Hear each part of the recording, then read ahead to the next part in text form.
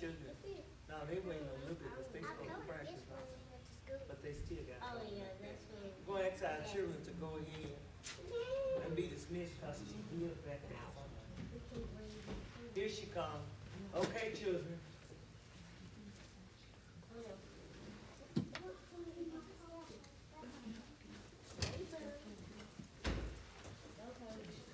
Kenzie, wake up because she got to sing and be a little girl. Big girl.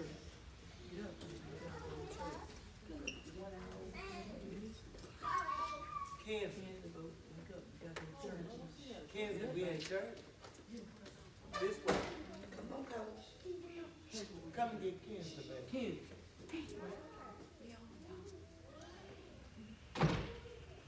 Good evening, everybody. Good evening.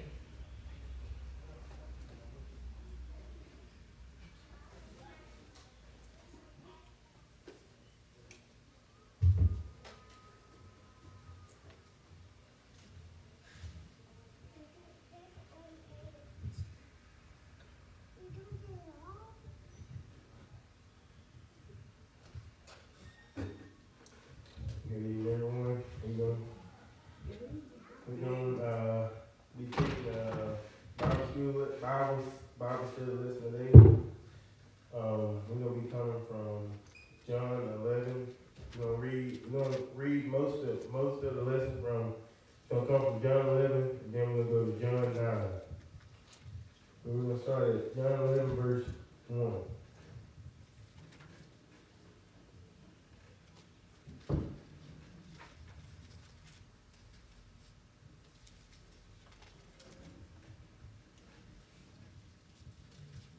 A lot of people are familiar with this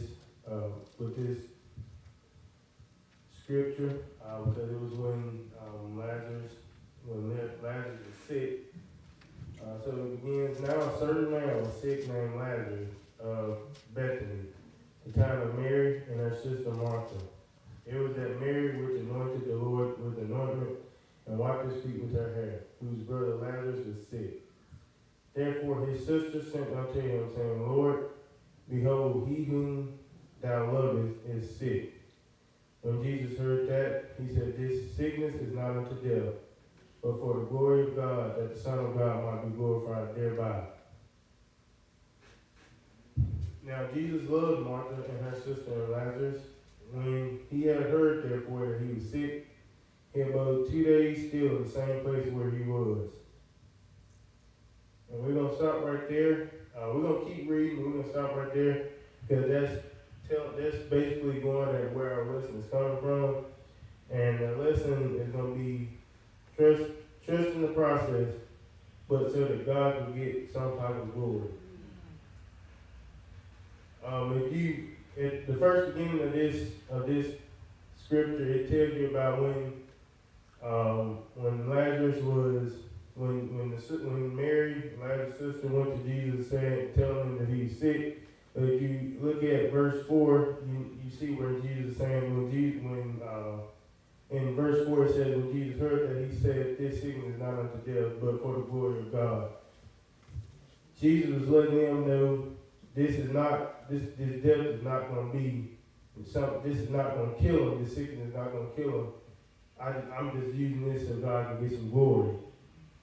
And you see, it says he waited 2 days. Well, if you go back and look at John and read the book of John, you notice that in John, Jerusalem, the priests of Jerusalem, the ones that was back in the old towns when they were still in their old ways. They were planning to destroy Jesus. So when it says he sat in the same place for 2 days, it wasn't that he wasn't prepared to go down there. He was really planning his route and waiting for God to lead him, which is something that we fail to do daily. Sometimes we go do things that we just feel like we just need to do it. We don't look for God's direction. We don't look for God's leadership. And honestly, like, I remember when I was growing up, when I was about 13, 14, I remember we had Mother Bird. She used to tell us every day when she get up, she'd tell God, I'm not moving until you tell me where I need to go. And we don't, a lot of that stuff we don't do. But as I studied John 11, it talked about, how Jesus loved Lazarus and his sister. And it showed that he often visited their house in Bethany. Often.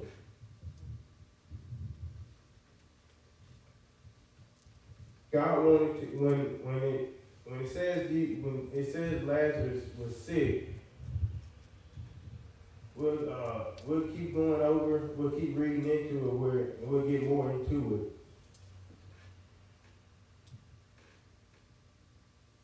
Then we're gonna go to verse 7. Then after that said he to his disciples, let us go into Judea again. His disciples said unto him, Master, the Jews have laid salt to stone thee. That's what he was saying, that's what he was telling them, they already want you, they want you dead. They don't, you basically saying you crazy for going back in there. They already want you. And Jesus answered him and said, are there not 12 hours in a day? If any man walk in the day, he stumbled not, because he seeth the light of this world. But if a man walk in the night, he stumbleth because there is no light in him.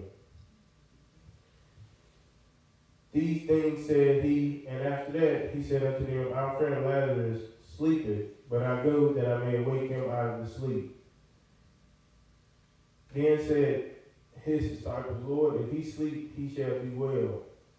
Howbeit Jesus spake of his death, but they thought that he had spoken of taking of rest and sleep. Then said Jesus unto them plainly, Lazarus is dead, and I am glad for your sakes that I was not there, to the intent you may believe. Nevertheless, let us go unto him. You see right there, in verse 15, they talk about, really verse 13, he was telling them, he's dead, but he's really asleep. But I'm going to show y'all, he's going basically to show them that God's gonna get glory out of this. God's gonna get glory out of him. Him not being asleep, in God's eyes, he's asleep, but he's dead.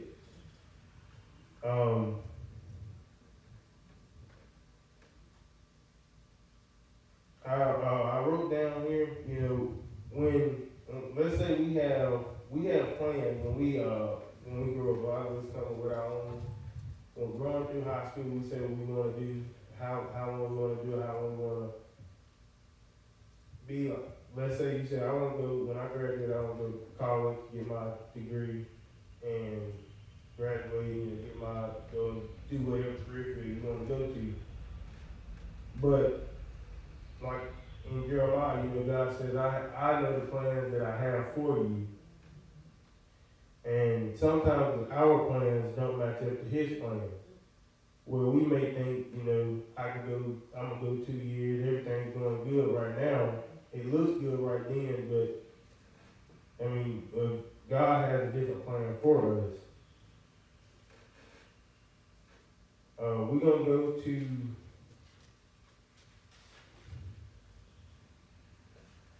John 9,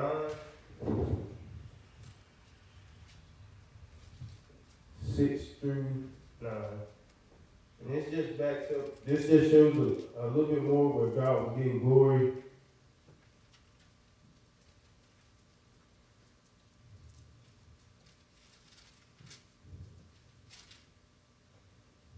In this passage, they talked about, when Jesus passed the blind man, and his disciples asked him, John 9, verse 1, And as Jesus passed by, he saw a man which was blind from his birth. And his disciple asked him, saying, Master, who did sin, this man or his parents, that he was born blind? Jesus answered, Neither hath this man sinned nor his parents, but the works of God should be made manifest in him. I must work the works of him that he sent me while it is day. The night cometh when no man can work. As long as I am in the world, I am the light of the world. When he had thus spoken, he spat on the ground and made clay of the spittle. And he anointed the eyes of the blind man with the clay. And said unto him, Go wash in the pool of Siloam, which is by interpretation sent. He went his way therefore and washed and came seeing.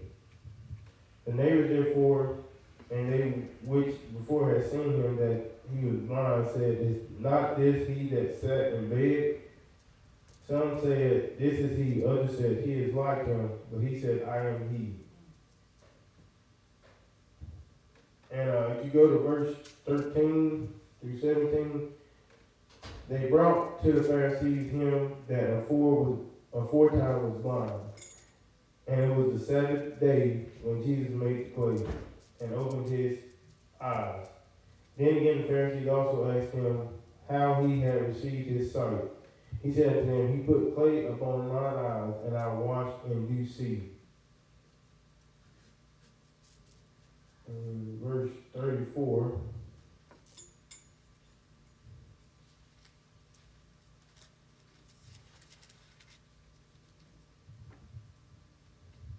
They answered and said unto him, Thou wast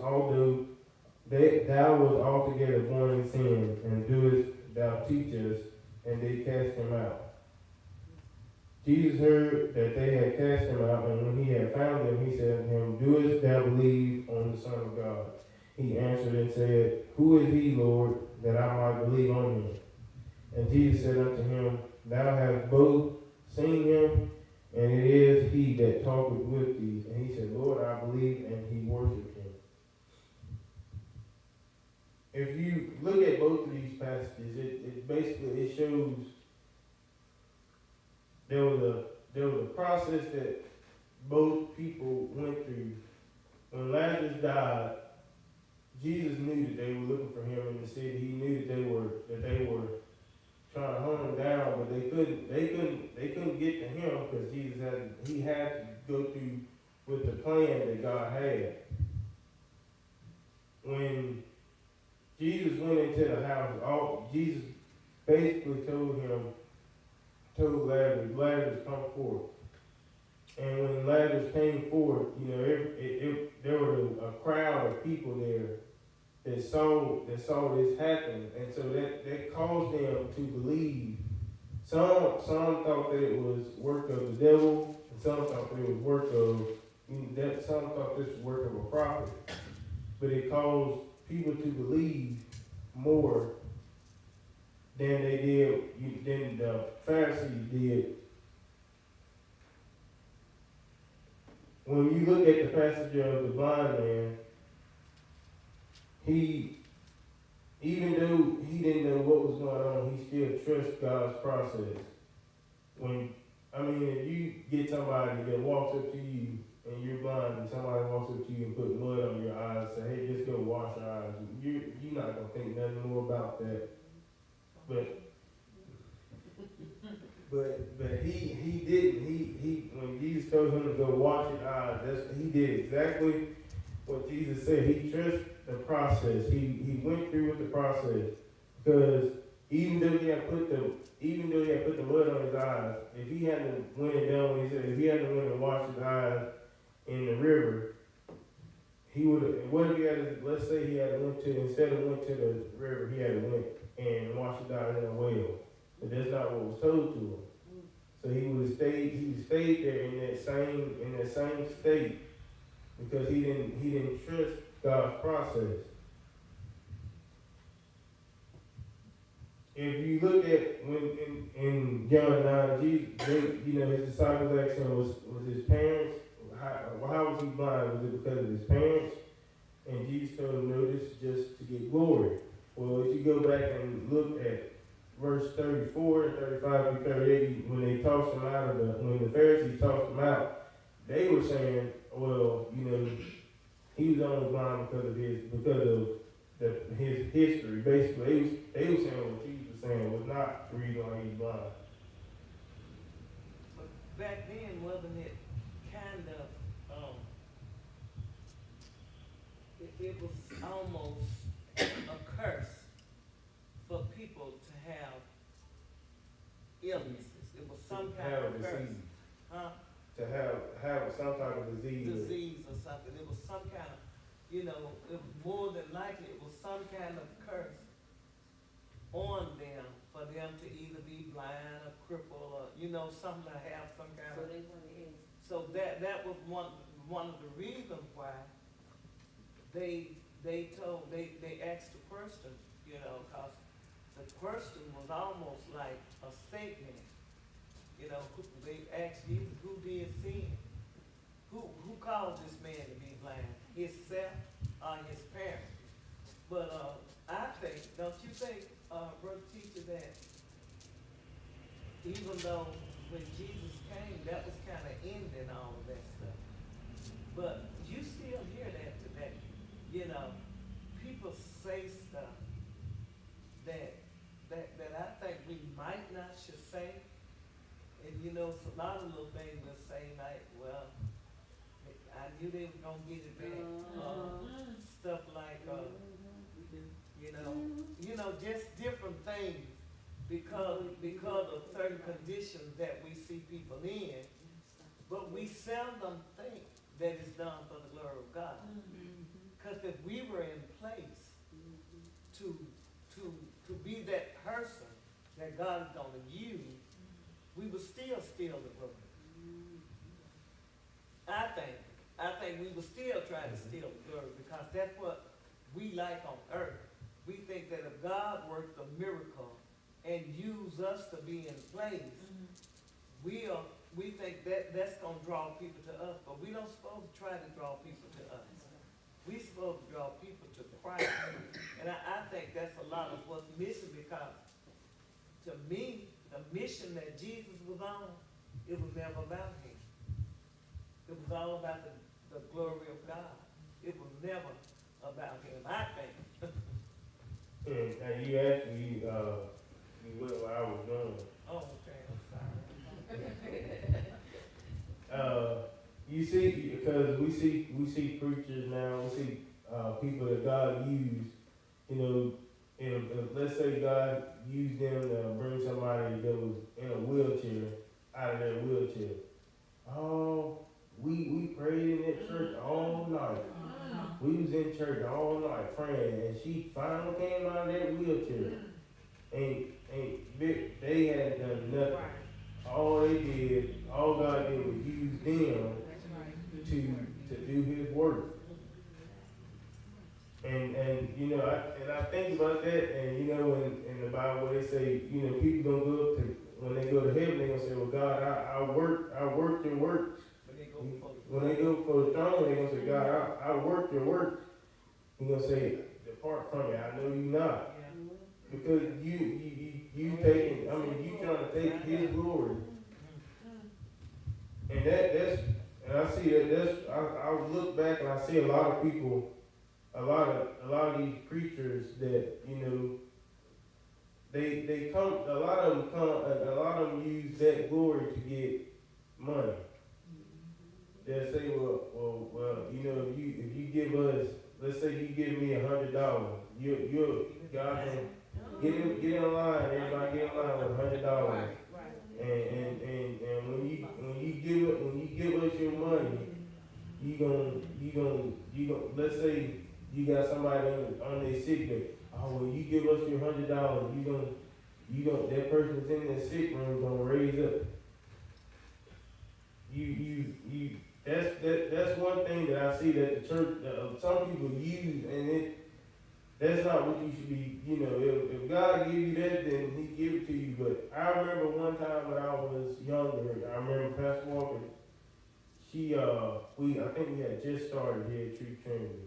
I think it was, I think you remember, you told everybody to give a love offering For Christmas. for Christmas.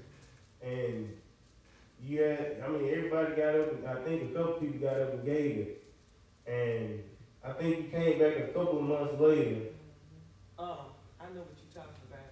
Thanksgiving. Oh. She had us to pay a certain It- amount, right, and gave it back. It was like for about a year or something, It wasn't was a long time. it? It was like a year. I asked for a special offering.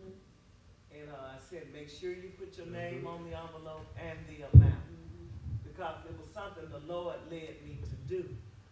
And right around Christmas time, we had everybody's money added up. And we gave them back all they had put in. Because, we wanted them to see the blessings of giving, the blessings of being a cheerful giver, and the blessing of being a grudging giver. And some people would give change, and we were counting. And I remember, I think it was a couple in here, they had paid over $1,000 just extra gifts. And see, nobody knew that we was giving it back. The only somebody knew was me and the secretary, because they had to keep up with it, and that was Betty then. And at that Christmas, we gave everybody their money back. Everybody that had paid. And some folks didn't have enough in there for it to even benefit them, because they didn't pay nothing. That's one thing, like, the trust process, I mean, she said give a special offering. You could've, like, God, I know how we is, cause, God, I ain't really got nothing, I ain't really got much. But we'll go there, like when we just said, we'll go there and go to McDonald's and get us get everybody in the car a full happy, 2 kids Happy Meal, and buy Big Mac meals, and we'll spend everything, and you'll hear God tell you need to pay that money off. You need to pay that. You never know what that offer can get you. Right. But you know what, bro, teacher? Like the Lord was telling Israel, I think he was talking to the Levites and the priests. When he was telling them about, he said, bring your tithes and offering to the storehouse, that I might have meat in my house. The Lord said that. And instead of us, like now we in the New Testament, instead of us looking for a bigger way, plus that, to bless the Lord, we looking for a way to get completely away from it. And that's crazy. You hear people, tithes was in the Old Testament, but in the New Testament, the Bible said God love a cheerful giver. What better love can you have than to have God loving you for something you do? Because if he love you for what you do, he gonna give it back to you.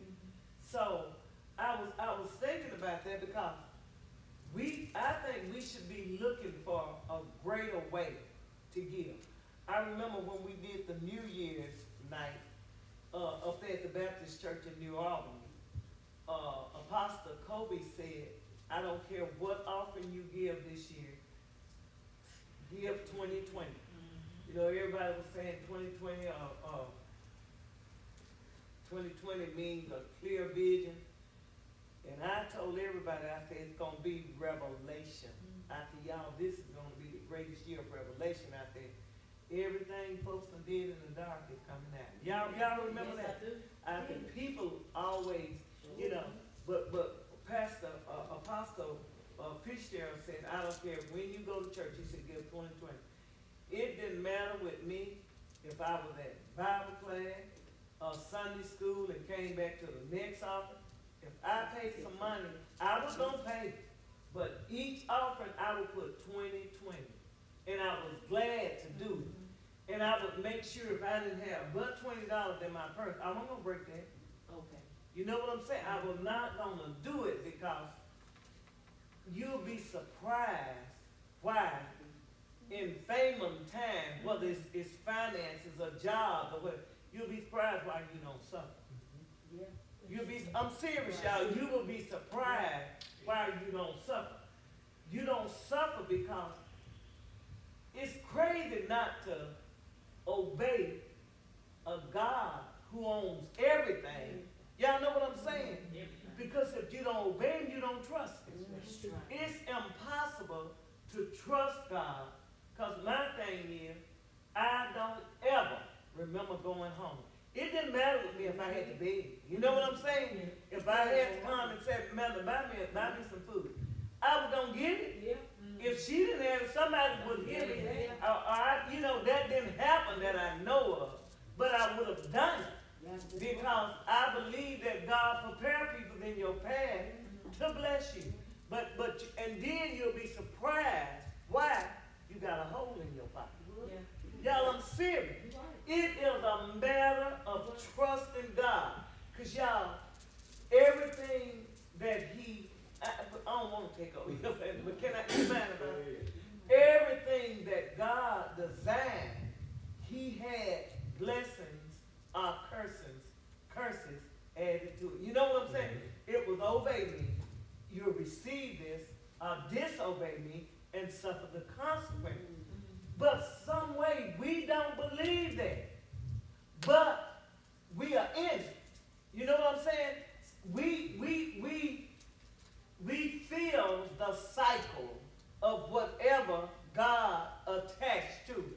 And sometimes we still don't realize what's happening. And y'all, all you have to do is step out of it. You know what I'm saying? It's almost like finding a bridge that's open, but you see a plank out there. It's just like putting that plank over that bridge and walking over. You know, because I've seen some things. I have been in the midst of some stuff. And I've been blessed in ways I wasn't supposed, well, I ain't gonna say I wasn't supposed to, but it wasn't ordinary. It wasn't looked for. I didn't expect it, you know. And you know, we done come through some trying times since then. And God knows I don't boast in nobody but God. But even when Junior got sick, Junior didn't work the whole year of 2020. Was that 2020? It's 20, yeah, from September all the way up. August. You got sick in August. August going into September of 2020. To April. To almost May. About 3 weeks of the last portion of school the next year. And we never missed a bill. We never missed paying a bill on time. And this is what I'm saying, y'all. That was the year of COVID. People didn't have money to pay their bills with. Junior was sick. We never missed paying a bill. The little one got paid, the big one, and got paid on time. That's what I'm saying, y'all. I'm telling you, it is something attached always to God, to obedience. It's always. And you'll be surprised. I'm serious, y'all. You'll be surprised. You can work 50 jobs and still have a hole in your pocket if you ain't doing God right. I'm serious, y'all. It's some serious stuff. You won't know where it's going. He told him. He said, "I put a hole in your pocket." He told Israel that. Y'all, God is still God. So I would rather look for ways to bless the king instead of look for ways.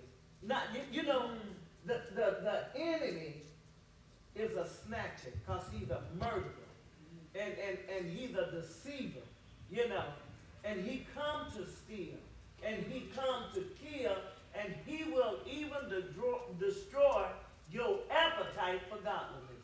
He'll destroy. See, it didn't just say he come to destroy you. It said he is a destroyer. I'm serious. Y'all, we can't let the devil have us. We cannot do it because the glory of God is seen when God is on the scene working what he worked. And you ain't taking the credit for it. Ooh, I'm going to shout on that one. Ooh, that's awesome.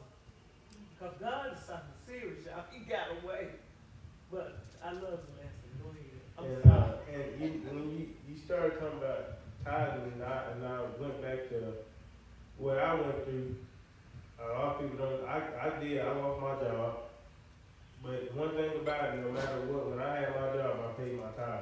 Yeah, And so I got worried. I ain't gonna lie. I stayed at home for weeks. I didn't come outside. I didn't want to see nobody. I didn't want nobody to see me. And I didn't know. I was like, I just got a car. I got a phone bill. I'm glad I didn't move out, because if I had moved out, I know I would have got evicted. So I don't know what I'm gonna do. And my mom can attest to this. There was random times she would look in the mail, and it would be checks that I had received. And I'm like, she was, Jeremiah, boy, your phone gave it to him. I don't know where it came from, but God is something serious.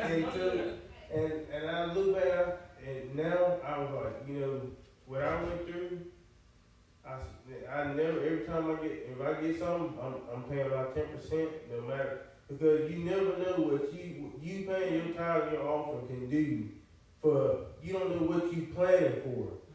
God, you can be saying, well, I'm just paying my tithe. I never went without my car. I still got my car. Matter of fact, I ain't gotta worry about it being taken away from me. So but that's when you do what I remember when I grew up. My mom and always told us you pay your tithes. If you get a job, you pay your tithes. I didn't understand what that was. I didn't understand what she was talking about. But I knew as I grew up, I'm like, I'm understanding a little bit more now. And it was a point I didn't pay it, and you could see I would just lose money. I'm like, where in the world? And It's amazing. You have to go back and look in like, what in the world? I thought I had this much money and it just went. But when you pay your tithes and all, it's like you, even if you say, well, I know I ain't gonna have it, I may not have it. Somehow it's gonna, if you pay your tithes and offering, I'm telling you, it's like you telling God, no matter what, I'm gonna trust you with whatever I have left.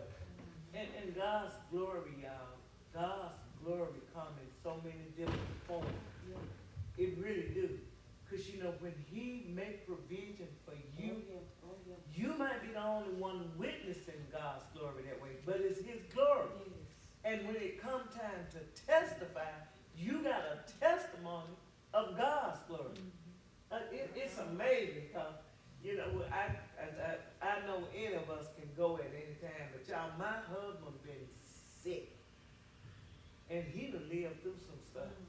And I'm still thinking and praising God. I thank God and I'm praising God for keeping him in. But y'all, Junior, any of us could, but Junior could have left him. And I'm serious. Because a lot of people did. People died that didn't have, nothing wrong, no underline. Junior just about had every underline you can think of that didn't need COVID. He didn't only have COVID. He had COVID, he had a blood clot in his lung, and pneumonia at the same time. And God brought him out. Thank you, Jesus. You think God didn't deserve a praise for that? I'm serious. He deserved it. That's why, and it may look crazy, but y'all, I don't only try to give, but I try to honor God. I don't care where I go. There are times that you can do wrong, but because I want to honor God, I don't want to do no wrong. Y'all know what I'm saying? I don't want to. It's just so much. That's a good lesson, Just we don't understand the path that God have us on in the path for him to get some glory and not us. I was just thinking about both lessons that he brought. It was about God's glory. And like he was saying, a lot of times, the preachers want the glory so bad until they even forget. They really forget to honor God the way God deserves to be honored.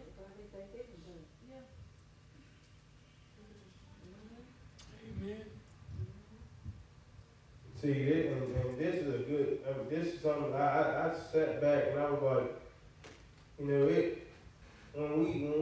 we do stuff, when we do things when you don't look for glory out of certain things, you know, God bless you for those things as well.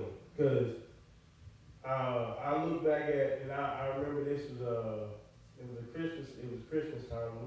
It was a little church in Texas, and I'm pretty sure everybody saw it. There's a Christmas miracle. They call it a Christmas miracle, but what happened was the lady, the mother brought her baby to the church. The baby had been in a coma since she was, I think she was a couple of months. She had been in a coma.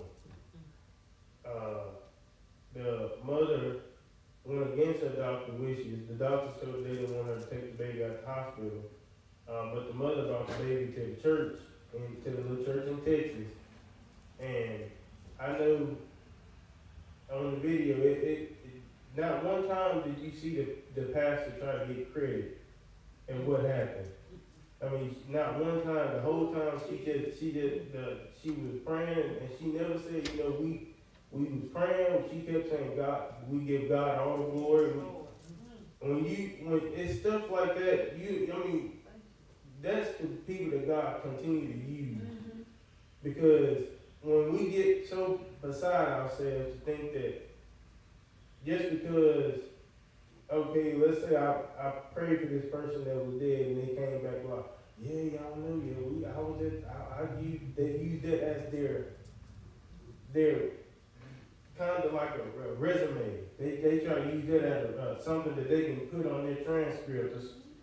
Because you look at, and I bring this one particular preacher up because she did it on Facebook Live when she got mad because one woman said something about, it was Benita Bynum, somebody said something about her on her Facebook Live. And the first thing she went saying, well, I don't see you raising people from the dead. I don't raise people from the dead. I don't cause people to walk on. And you look at her now, and she's the talk of the church now because small things she was doing. And you look at it like, you do think you cannot get your own. You can't use your own platform for glory because it's not going. You're not benefiting you're not benefiting the church because you're not benefiting nobody. You trying to use that as a resume, but that's not your resume to use.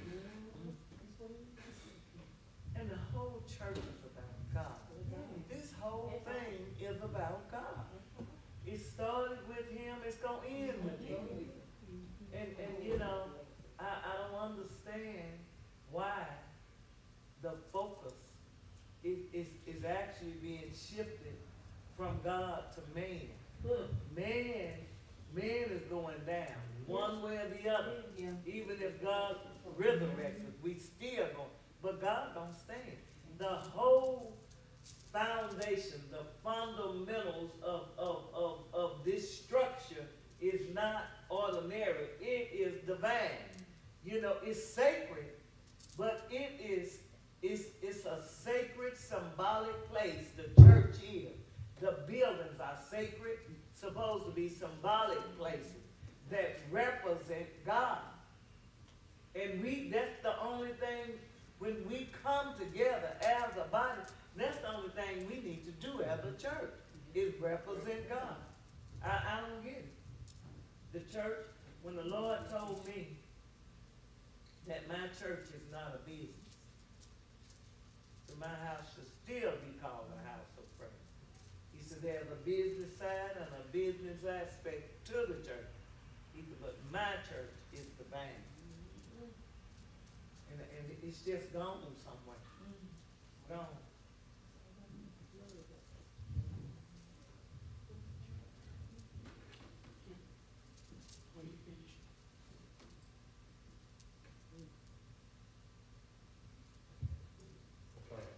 I lost train of thought.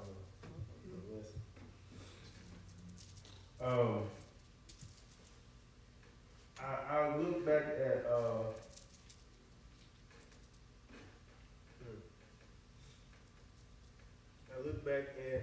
when I go back and I kept reading today in my lesson, And I went to, when Pastor actually said it, but I was gonna talk about it a little later, about giving joyfully. When you give, it's not like that's a hindrance. When you pay your bills, when you pay your bills and you know your house ain't gonna get taken from you, happy about that. Yeah. So when you pay your tithe, that you basically say, I ain't gonna, my house ain't gonna get taken away from me.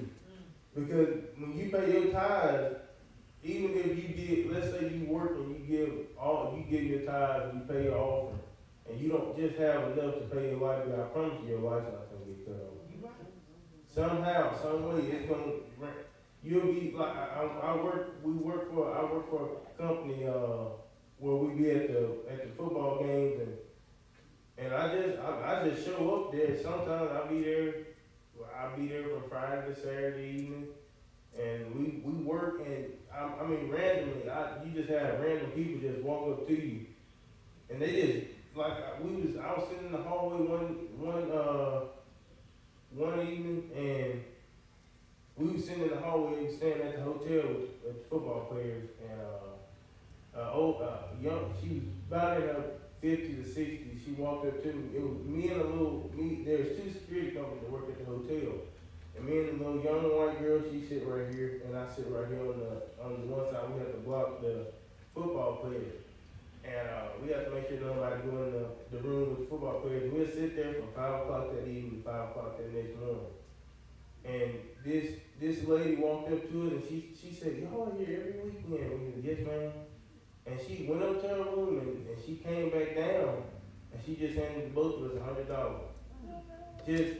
And we don't do nothing. We just sit there. I was like, I looked at her and she was like, she just gave me $100. I was like, I'm shocked too. She just handed us $100. And she came the next. I mean, this has been every weekend that I've been working. God has blessed me with something. That she blessed me this last weekend for last, and this weekend we had the game and the stadium was packed. I mean, it was full of people. And I was leaving. I was tired. I knew I was ready to go home. I really didn't want to drive and go back home. I wanted to go to sleep in the car, but I had mom with me, so I had to drive. And this lady just so happened to walk up, and I was walking to go clock out, and this lady was like, I'm lost. And I said, you lost? And she's like, I'm lost. I can't find my car. And she was standing right by a car, but she was messed up, but she was like, I'm lost. And I said, well, where's your vehicle at? And she showed me a ticket, and so I walked into her vehicle, and the woman said, do you have Cash App? Do you have Venmo? I said, well, I said, I got Cash App, and she just sent me $100. And she's like, she said, I consider some people that you meet when you know how God said, beware of strangers because they can be anxious. She said, I don't know you and you don't know me. She said, but we just met and I feel like you're an angel. I'm like, wow. I'm sitting there, I said, yes, ma'am. And she like, do you go to church? And I said, yes, ma'am. And at this point, we just talked. And she was telling me, she's from Georgia and they were just trying to get to where they were trying to go. She didn't know where she had went to school there, but everything had changed. And so she was telling me she wasn't gonna drive. I wasn't gonna let her drive anyway, cause she was messed up. And I wasn't gonna let her do that. But she that's been every weekend out of work. I have not went through a game day and not got something. And I remember one weekend we was working and it wasn't money that I got this one weekend, but it was a godly interaction. This guy walked up to me and I was just standing there. I had to make sure wasn't nobody walking through the barriers, and I was just standing there and he had a tent right behind me. And he walked up to me and he said, hey, I'm Matt. I said, hey, I'm Jeremiah. And he said, so what are you doing? And I told him what I was doing. And he said, well, Jeremiah, tell me something. Do you know Jesus? And I said, well, yes, sir. he said, I just asked you this, he said, because every time I told God, he said, I was diagnosed with cancer when I was 34. Wow.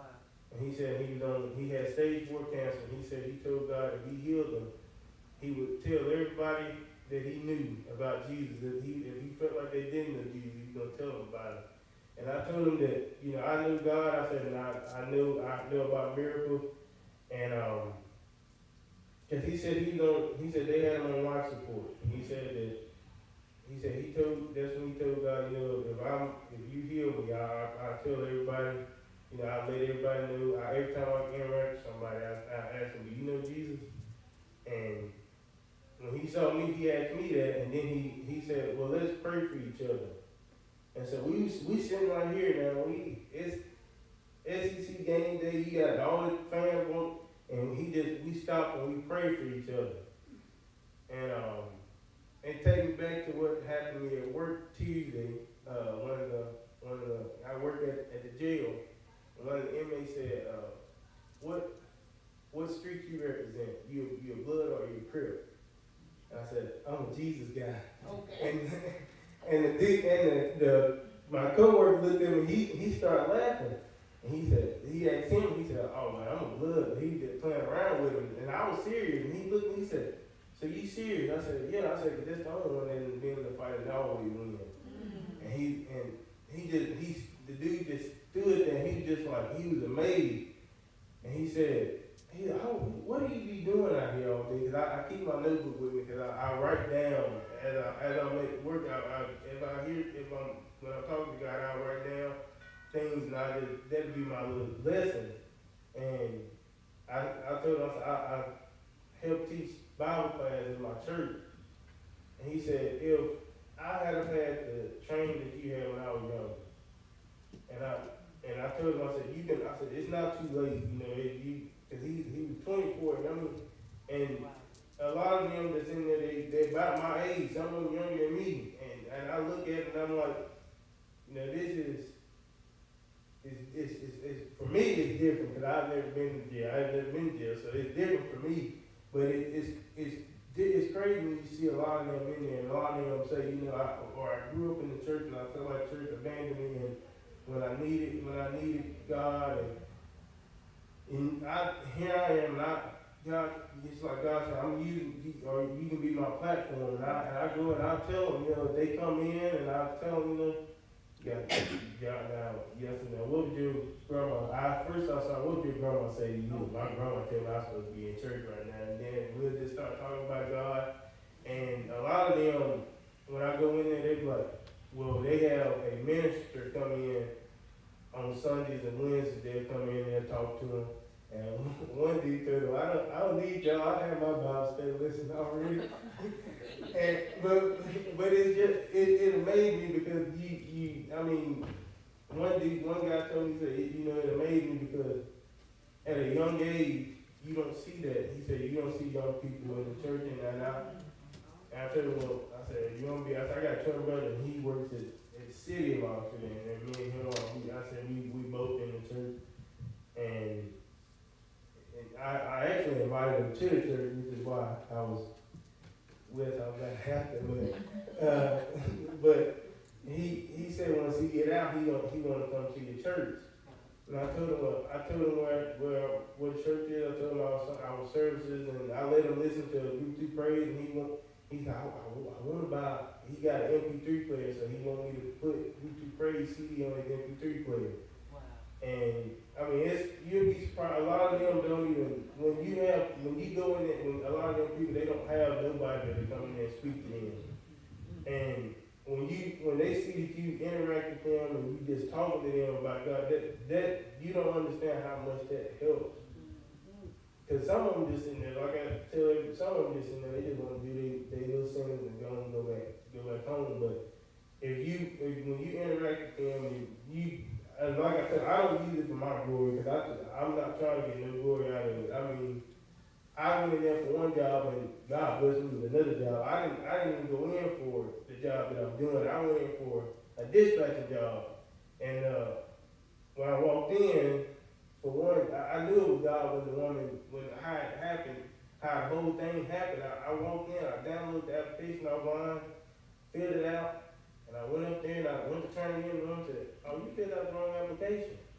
I said, well, this one I got offline. She said, "No, this is the wrong one. Here, let me get you the right one."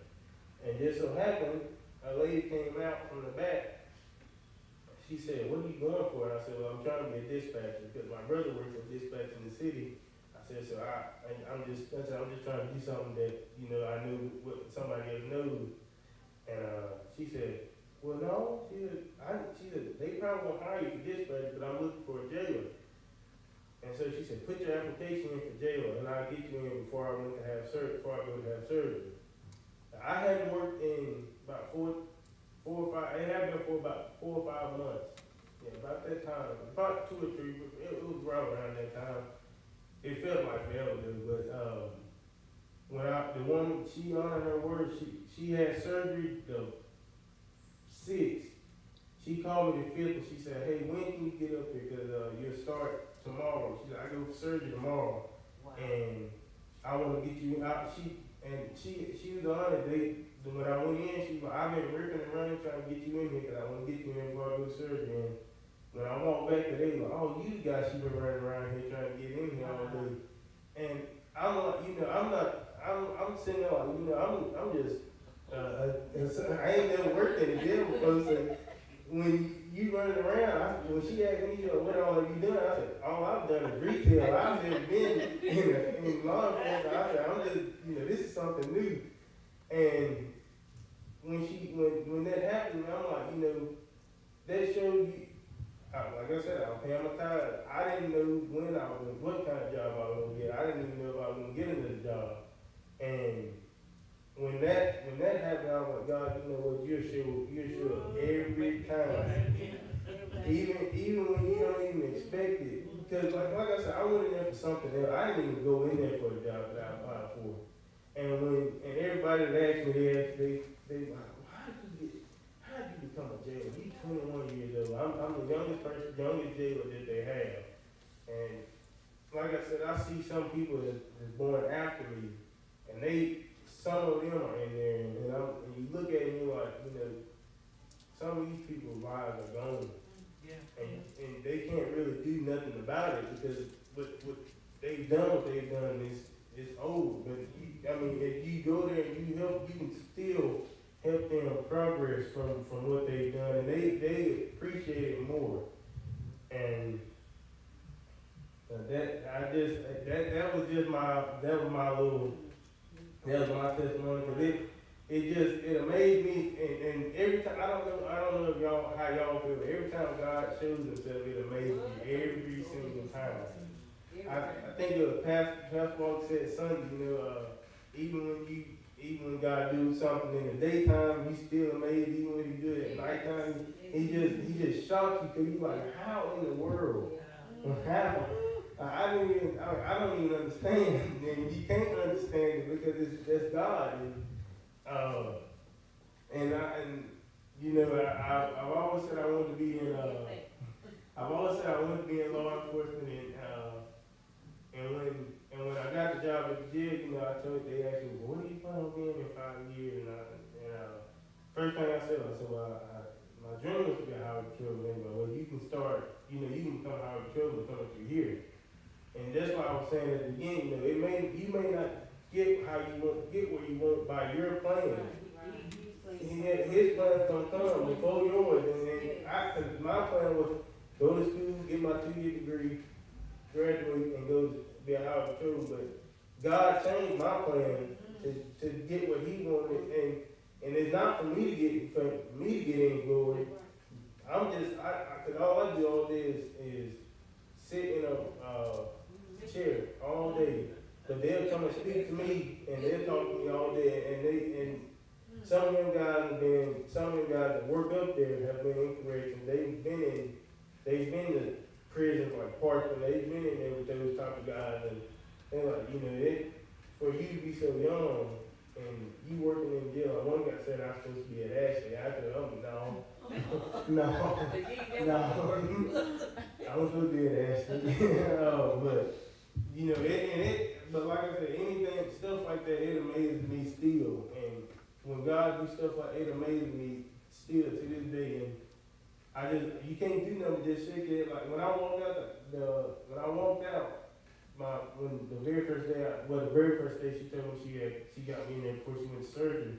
I walked outside and I'm just shaking my head, man, because I'm like, how in the world? How in, because I said, because honestly, she said, when I go to surgery, I'm not going to be back for a whole other month. And just because, not only that, it's when you have a favor over your life, she knew Jacquez. She knew my cousin. So when Jacquez went up there and said, my cousin came and applied, and that just, everything from that point on, she called, when Jacquez went up there, the next day she called, hey, look, how soon can you do a drug test? How soon can you get in and get your background check done? And I'm just sitting there like, I'm shaking my head, I'm like, I didn't even, I don't even know. That's right. I don't even know where I was. I didn't know where I was going to start. And I'm like, I ain't know. I was nervous, but because like I said, I've never been to jail before. So you walk in jail, never been to jail before. So you sitting there like, I said, every time they ask me, I'm like, I've never been to jail before. This is something new. But I love it. I love what I do. I sit there and I can talk to them and I can minister to them just like if it was somebody mentioning to me where if I was somewhere else like that, I would want the same thing. But that concludes my Bible study lesson. Does anybody else have anything? Yeah, I'm just grateful. I didn't know you. Oh, I'm sorry. Yes, and I didn't know you was a J. But it's just, just thinking about what God, how He does things, and how important it is to not miss Him. When because He does these type of things. And if you miss it, He still did it. You're not even benefiting from it like you should because you're missing the fact that God did this. This is glory to God, And it's God is I don't know, y'all. He will. When the Lord showed me, about the Hebrew church, because you get accustomed to saying what you hear. And the Lord spoke to me. He said, I didn't cool no flame. He did. He said, I didn't cool no flame. He said, I covered what was mine in the midst of the flame. Ooh, and I said, Jesus. Because sometimes you have to see how awesome God is. And see, if you see it the wrong way, it's almost like you belittle God's power. He said, I didn't cool no flame. He said, I went in the flame and covered what was mine. Jesus. I said, Jesus, you are awesome. That's like another level of faith, because it is so easy to trip. It's so easy to get off course. It's so easy to not trust God. It's so easy to disobey God. And then you start realizing, how did I get here? You try to escape. You can't escape what God got you in. You know what I'm saying? Because sometimes what you're running from is actually God's mercy. It don't look like mercy. It don't feel like mercy. But God will put you in a place just calling you back. Just trying to call you back. Y'all, God has been awesome. God, I'm telling you, He is. Ooh. hello, everyone. I don't normally say too much, just kind of look and listen. But first of all, before I get into it too much, I didn't want to interrupt your lesson, which I enjoyed very much.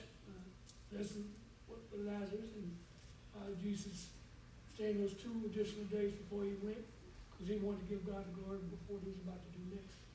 So it was a very good lesson, and I enjoyed it, and I know it touched my wife's heart and made her think on how he's blessed me.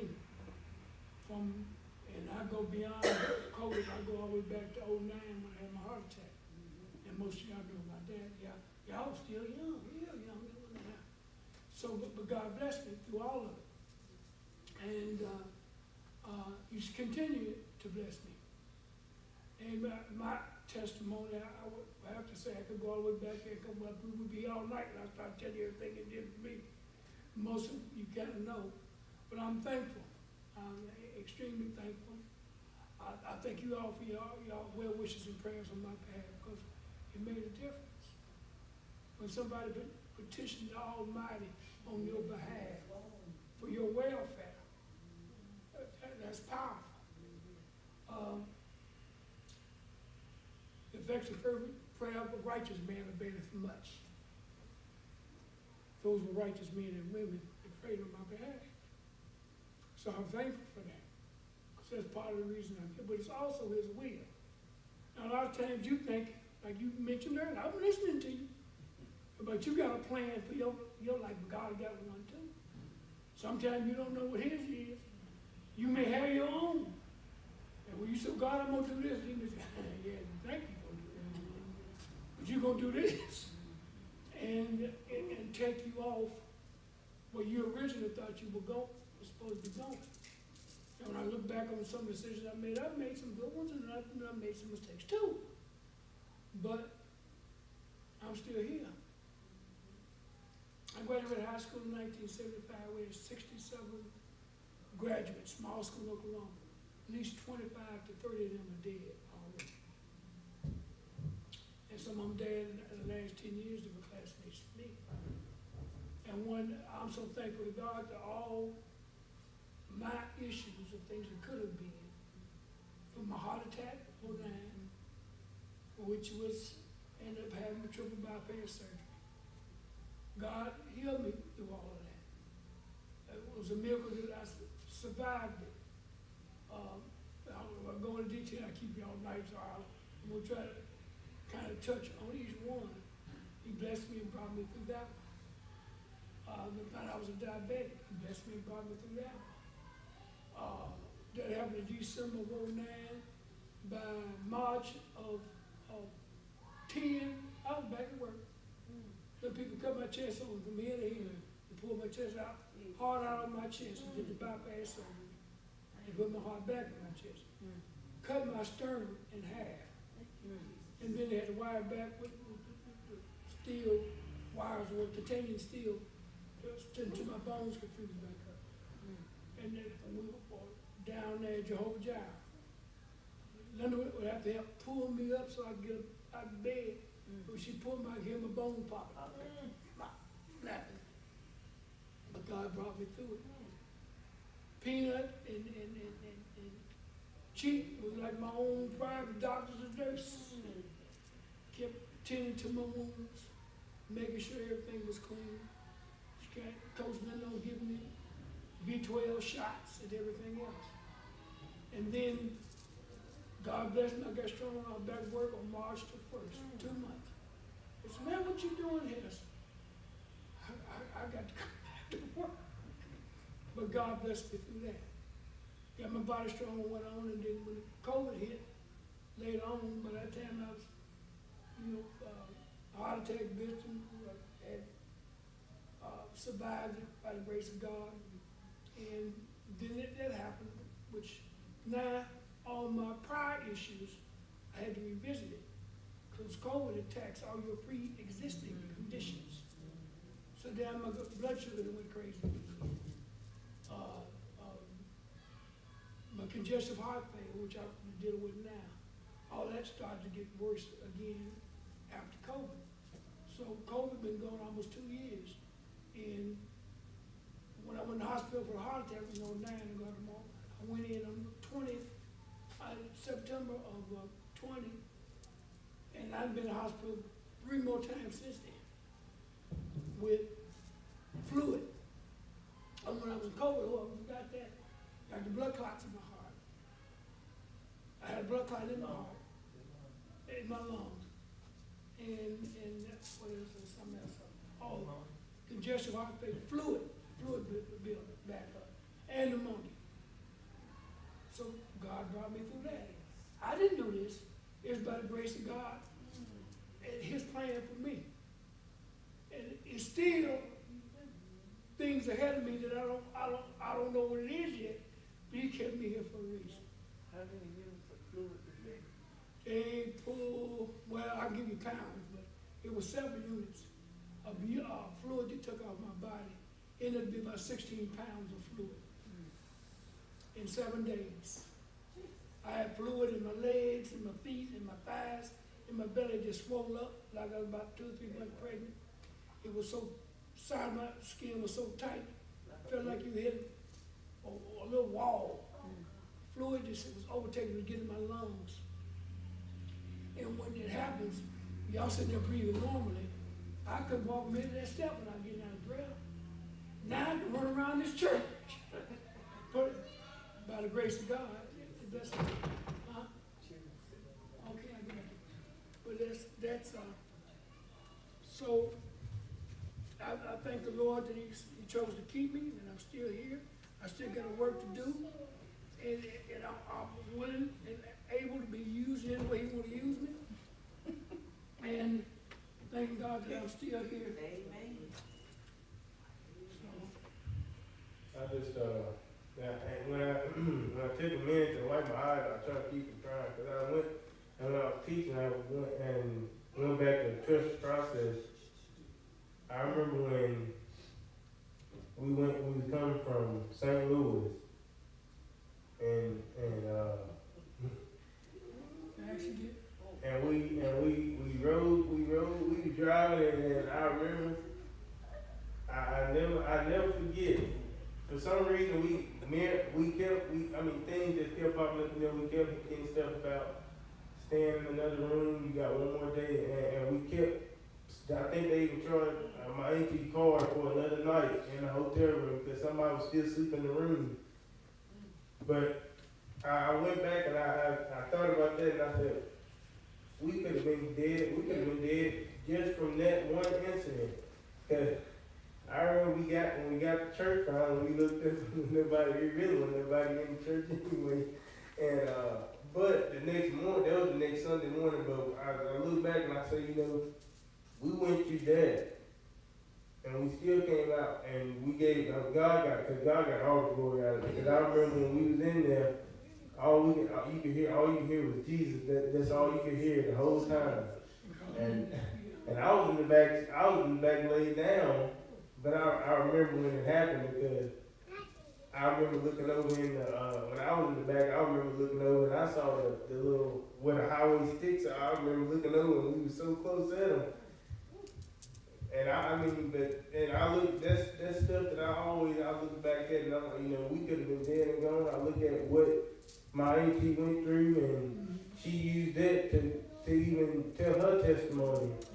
And that's things when you ain't trying to get the glory, God's gonna come through every time. We went through what we went through. I know I've been through a lot. I remember my mom telling me about stories when I was young, when I cut open all the Christmas tree gifts with a knife. And she woke up and I was covered in blood. And one time she told me about a story, and I was hanging over a balcony, and she had to call me back over the balcony. And we drove a car. I had a baby car seat, drove the car and wrecked, hit folks' car. Some must have left the car running. You do?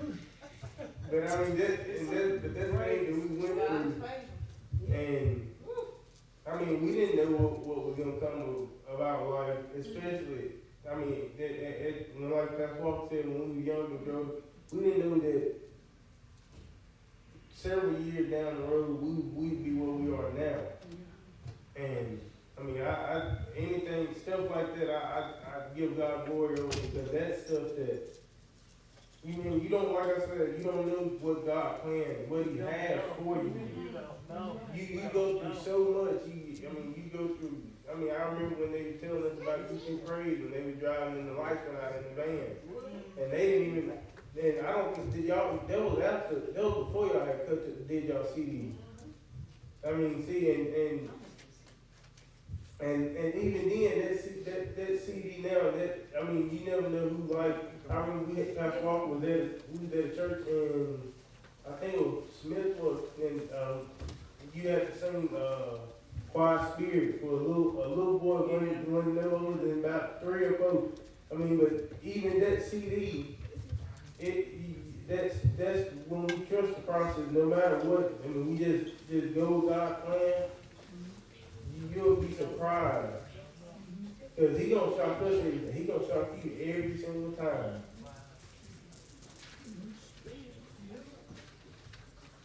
I mean, I wanna talk to if Pastor Walker will let me, I want to speak to the kids. How long will it take us?